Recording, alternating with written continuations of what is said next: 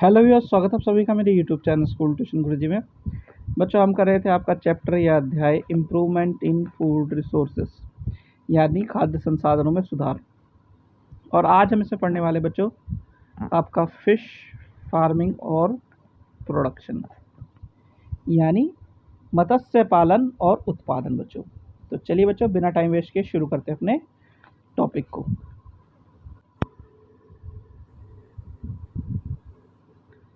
तो बच्चों, हमारा टॉपिक है फिश फार्मिंग या प्रोडक्शन, यानी मछली पालन और उत्पादन।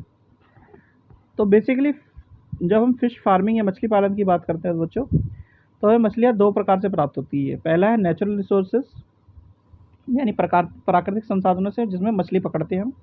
दूसरा है फिश फार्मिंग, यानी कल्चर फिशरी, यानी मत्स्य पालन करके बच्चों। अब इसमें सबसे पहली आती है मैराइन फिशरीज, यानी समुद्री मत्स्य पालन। समुद्री मत्स्य पालन सीधी भाषा में जो हम समुद्र से मछलियाँ पकड़ते हैं बच्चों। तो इसमें क्या क्या है बच्चों? Marine fishes are caught using fish nets and mechanical capturing techniques, यानी समुद्री मछलियाँ फिश नेट और यांत्रिक कैप्चरिंग टेक्निकों का उपयोग करके पकड़ी जाती है। और क्या होता है बच्चों? The main source of marine fishes is marine water और सॉल्ट वाटर, यानी समुद्री मछलियों का मुख्य स्रोत समुद्री जल या खारा पानी है। Generally large number of fishes can be captured at a time through mariculture, यानी आमतौर पर मरी संस्कृति के द्वारा माध्यम से एक समय में अधिक संख्या में मछलियाँ पकड़ी जा सकती है।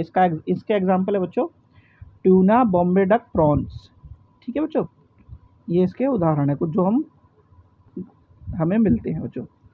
फिर आती है बच्चों इनलैंड फिशरीज, यानी अंतर्देशीय मत्स्य पालन। अब इसमें कौन सी फिशेज आती है बच्चों? इसमें आती है fishes found in lakes, ponds, lagoon and rivers are captured, यानी झीलों, तालाबों, लैगून और नदियों में पाई जाने वाली मछलियों को पकड़ लिया जाता है। The main source of inland fisheries is fresh water and brackish water, यानी अंतर्देशीय मत्स्य पालन का मुख्य स्रोत मीठा और खारा पानी दोनों है, क्योंकि कुछ जगह खारा पानी मिलता है बच्चों। फिर क्या कहता है बच्चों? The yield is not as high in these sources, hence large number of fishes are captured through aquaculture, यानी इन स्रोतों में उपज इतनी अधिक नहीं है, इसलिए जलीय कृषि के माध्यम से बड़ी संख्या में मछली पकड़ी जाती है बच्चों। फिर एक आता है बच्चों एक्वाकल्चर। एक्वाकल्चर बेसिकली क्या है बच्चों कि it is a method of farming aquatic animals under controlled circumstances, यानी नियंत्रित परिस्थितियों में जलीय जंतुओं का पालन की एक विधि है बच्चों। It is performed in both fresh water and salt water bodies, यानी ये मीठे पानी और खारे पानी दोनों निकायों में किया जाता है बच्चों। फिर आता है बच्चों मैरीकल्चर या सागरीय कृषि। ये क्या है? It is a branch of aquaculture, hence a method of fish farming under control environment, यानी ये जलीय कृषि का ही एक शाखा है। इसके लिए नियंत्रित वातावरण में मछलियों की पालन की एक विधि है बच्चों। और क्या होता है बच्चों इसमें? Mariculture is often formed in the ocean, a particular section of ocean और in tanks that are filled with sea water only, यानी समुद्री कृषि अक्सर समुद्र के एक विशेष भाग में या फिर केवल समुद्र के जल में से भरे टैंकों में की जाती है बच्चों। फिर आता है बच्चों कंपोजिट फिश कल्चर, यानी समग्र मछली पालन। ये क्या होता है बच्चों? In a composite fish culture fishes are grown along with rice crop in the paddy field, यानी मिश्रित कृषि मछली संस्कृति में धान के खेतों में चावलों की फसल के साथ मछलियाँ पाली जाती है। In this method the combination of 5 to 6 locals as well as foreign fishes is grown in a single pond, यानी इस विधि में एक तालाब में 5 से 6 स्थानीय और विदेशी मछलियों का मिश्रण तैयार किया जाता है।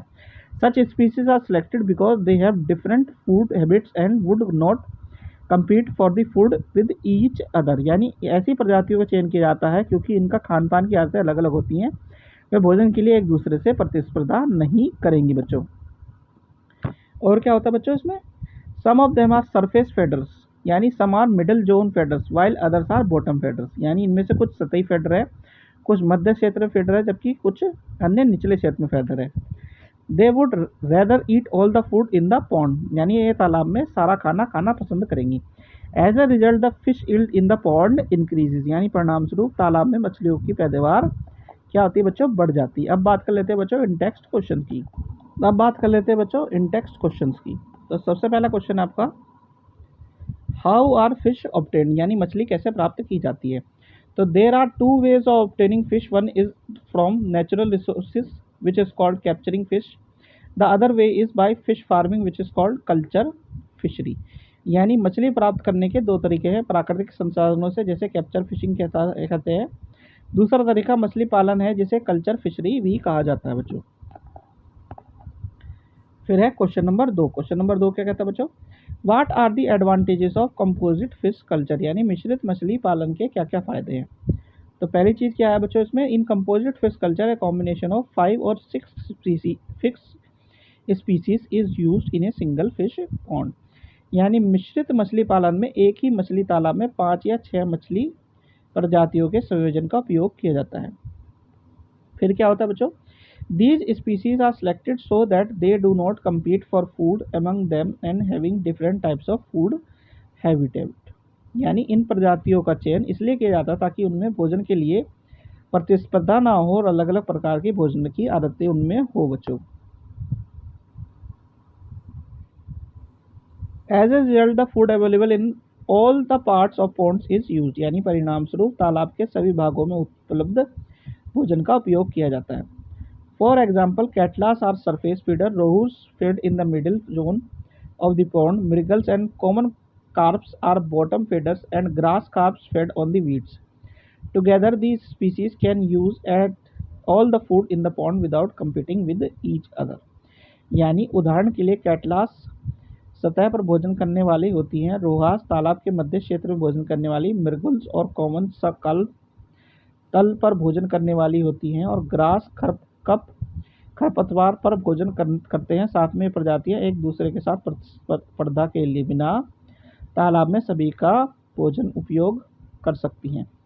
फिर क्या है, this increase the fish yield from the pond. यानी इससे तालाब में मछली की पैदावार क्या होती है, बढ़ जाती है बच्चों। तो बच्चों ये वाला पार्ट होता है वीडियो का ही कंप्लीट। आशा करता हूँ आपको वीडियो अच्छी लगी होगी। Thank you.